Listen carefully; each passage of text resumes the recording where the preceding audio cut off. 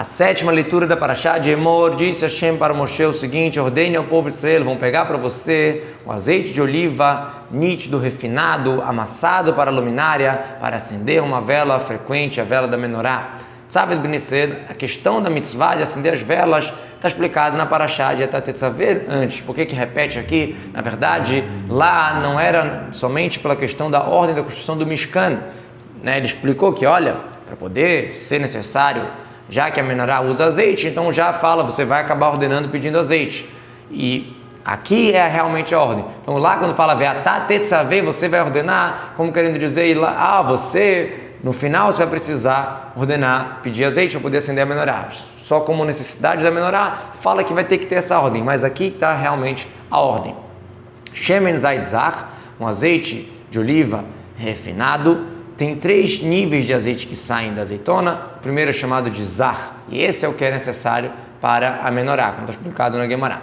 Tamid, frequentemente, não é o tempo inteiro, porque é de noite em noite, a menorá ficava acesa a noite inteira, mas igual o Korban Tamid, por exemplo, que era um molá que era feita todo dia, não era o dia inteiro, era todo dia feita, frequente. A mesma coisa, a menorá era frequente, era sempre, toda noite, a noite inteira.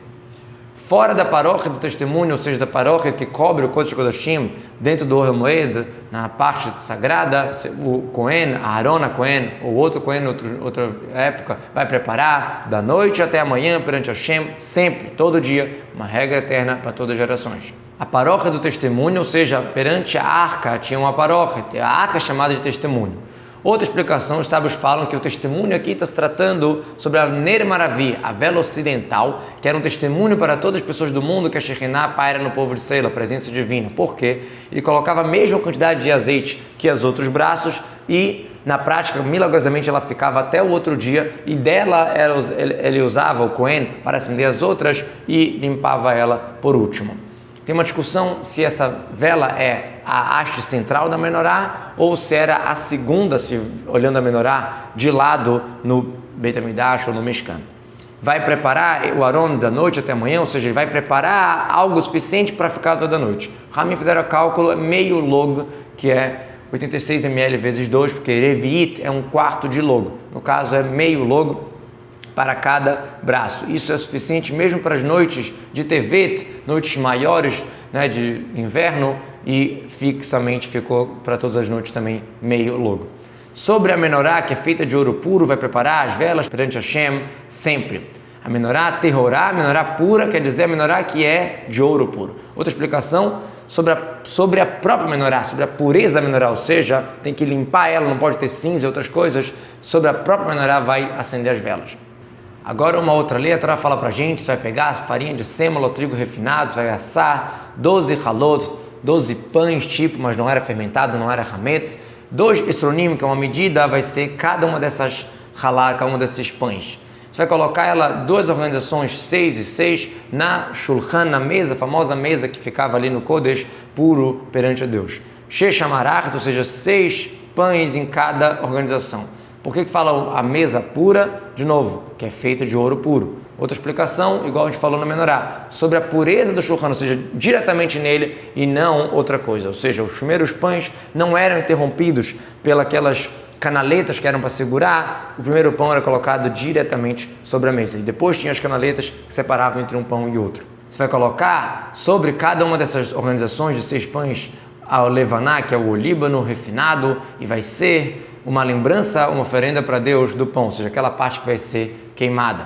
Sobre cada uma das duas, esses dois pás com levaná, com o líbano, que era um kometz, que é essa quantidade dos 3 dedos aqui, para cada uma dos 6 pães. E essa levaná vai ser a lembrança, ou seja, esse pão é consumido pelo Cohen, não é levado para o altar, mas o que lembra, o que é queimado para Deus é a levaná. Todo o Shabat, quando tirava, era queimado essa parte para Deus. Então era a lembrança do pão. Através disso era lembrada. Igual como na oferenda de trigo, na Minchat, é o Kometz, que era também com os 3 dedos do meio, que o Cohen tirava e era queimado no altar. No dia do Shabat vai prepará-lo, ou seja, todo o Shabat, ele tirava os pães que já estavam ali e colocava o novo, sempre, como a gente falou, recorrente do povo de Israel, um pacto eterno.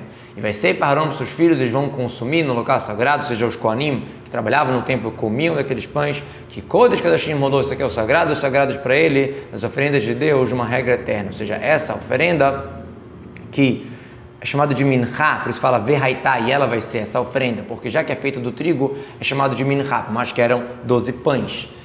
Vahalu, vão comer esse pão, porque fala em linguagem masculina, vahaluhu, vão comer ele, é porque vão do lechem. Então, aqui no mesmo versículo fala verraitá e será ela, vahaluhu, vão comer ele. Ou seja, essa oferenda é a minha, raitá, vahaluhu, vão comer ele, o pão. A Torá conta um relato pra gente que aconteceu, e saiu o filho de uma mulher judia, só que ele era filho de um homem egípcio, dentro do povo de Israel, e brigaram no acampamento o filho da judia, acho que não era filho de pai judeu, com o Isha israeli, com outro homem judeu.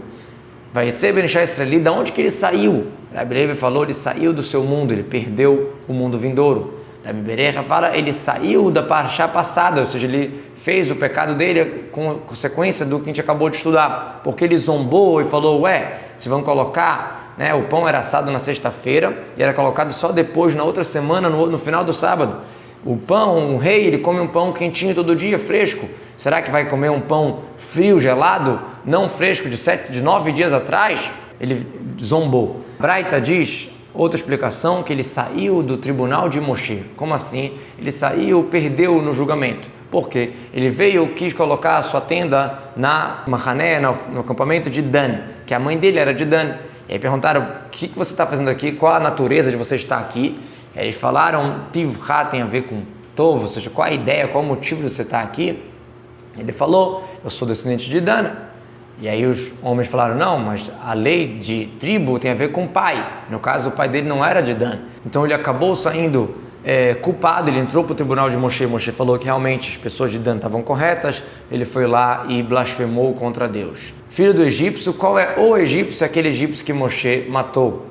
Porque fala dentro do povo de Israel, daqui a gente aprende que ele se converteu. No caso, ele era filho de pai não judeu e de mãe judia, então ele era judeu. Mas todo o povo de Israel, quando recebeu a Torá, eles se converteram, eles receberam o jugo divino. E como ele poderia talvez não ter aceito isso, seguido o caminho do pai dele, a Torá está falando que esse homem estava seguindo o caminho da mãe, estava fazendo tudo certinho. E brigaram no acampamento, ou seja, por conta do acampamento, né, que era o problema, que ele queria morar com a tribo de Dan e as pessoas, por algum motivo, não queriam. O homem israelita, ou seja, aquele homem que impediu, que negou ele montar a sua tenda naquele acampamento, ele acabou brigando com ele. Vaikov, e ele expressou esse filho dessa mulher judia, o nome de Hashem, e amaldiçoou, e trouxeram ele para Moshe, e o nome da mãe dele, Shlomit Bat Divri, para a tribo de Dan. Vaikov quer dizer expressou, ou seja, ele pegou o nome claro de Deus, o nome especial de Hashem e amaldiçoou. Shema Meforash, o nome explícito de Deus que ele escutou no Monte Sinai. É estranho que a Torá faz questão de falar o nome da mãe dele, de quem pecou. Por que a Torá fala isso? Na verdade, com isso a Torá quis dar o louvor do povo de Israel, porque a Torá especifica só ela que foi pega, né, forçadamente pelo egípcio e não os outros. Shlomit, o que quer dizer Shlomit? Que ela falava com todo mundo. Shlomit é de Shalom, ela falava demais. Bat Divri, filha de Divri. Divri também lembra a gente da Branit, que ela conversava muito e por isso acabou acontecendo essa coisa chata que ela foi pega. Ou seja, ela foi forçada, mas o comportamento dela também acabou induzindo isso de alguma certa maneira. Do tribo de Dan, daqui a gente vê que o Rashá, a pessoa que ela é ruim, ela causa um desprezo para ele, para o seu pai e para a sua tribo. Ou seja, a Torá frisa essa questão, porque tem que falar de onde que ele era, a gente vai mostrar que tomem cuidado que o que a gente faz impacta a nossa família toda. Como a gente vê para o lado positivo, Arrolhar, filho de Ahissamar, para a tribo de Dan, é um louvor para ele, para o seu pai e para a sua tribo. Então, ele fazia no templo, ele construiu as coisas do Mishkan, então ele, filho do pai dele, para a tribo tal, mostra que tem um louvor. E colocaram ele na guarda, tipo numa prisão, ficou, né, de análise ali, para poder ser especificado, ser explicado o que ia ser feito.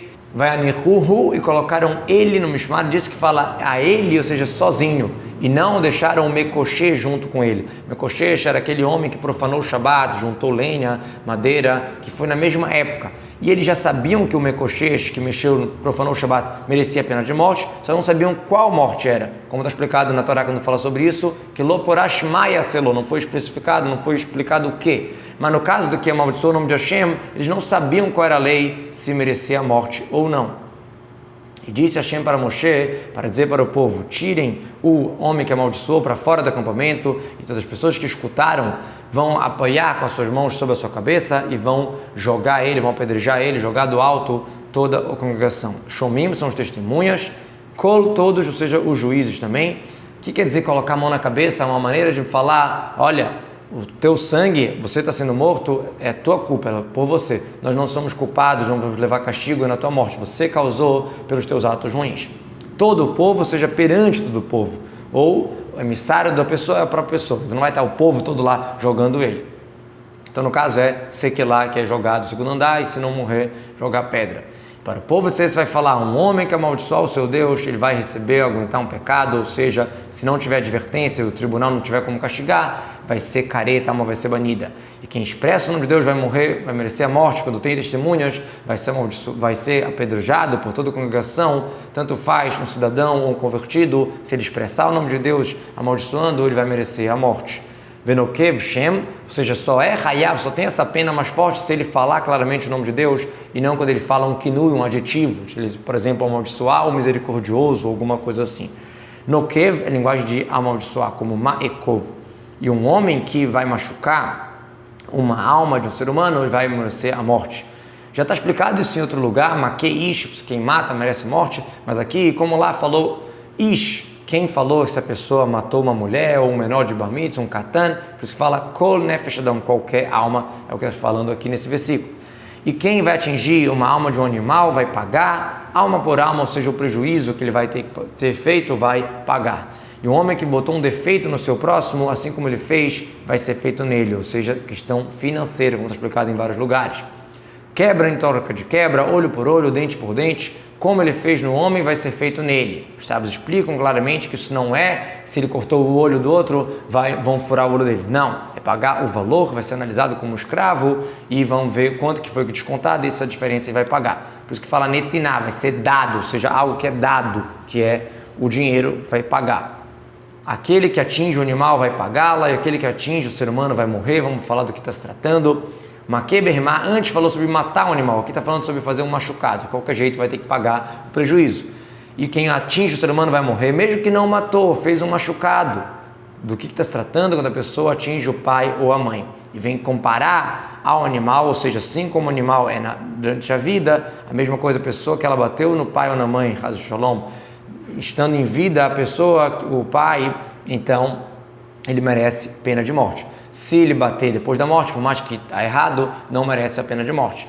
Já que a gente encontrou que na maldição, quando a pessoa que amaldiçoou o pai ou a mãe, ele merece pena de morte mesmo depois que o pai ou a mãe tiver falecido, aqui no caso de bater, seria isento da morte. E ele fez a comparação com o animal também por outro motivo. Assim como um animal só vai pagar quando tiver o machucado, tiver a ferida, que realmente não foi, bateu no animal, não aconteceu nada, então não vai ter que pagar nada, mas se tiver uma ferida, vai ter um prejuízo. A mesma coisa, a pena de morte, quando a pessoa bate no pai ou na mãe, é só quando chegou a fazer um machucado. Inclusive, tem que tomar cuidado até quando a pessoa é médica, de tirar sangue, tudo isso tem várias leis do que pode e não pode fazer com os pais. Uma lei só vai ser para vocês, como convertido, como cidadão, que eu sou o Deus de vocês, eu sou o Deus de todos vocês. Assim como meu nome está especial para vocês, também sobre os convertidos. Disse Moshe para o povo de Israel, vocês vão tirar o que amaldiçoou para fora do acampamento e vão apedrejá-lo. E o povo de Israel fizeram como Hashem ordenou para Moshe. Ou seja, eles fizeram toda a ordem direitinha da Sequilá, como está explicado, empurrar, jogar e pendurar, como está explicado em outro lugar, que no caso de quem amaldiçoou o nome de Hashem vai ter que ser pendurado também por um tempo.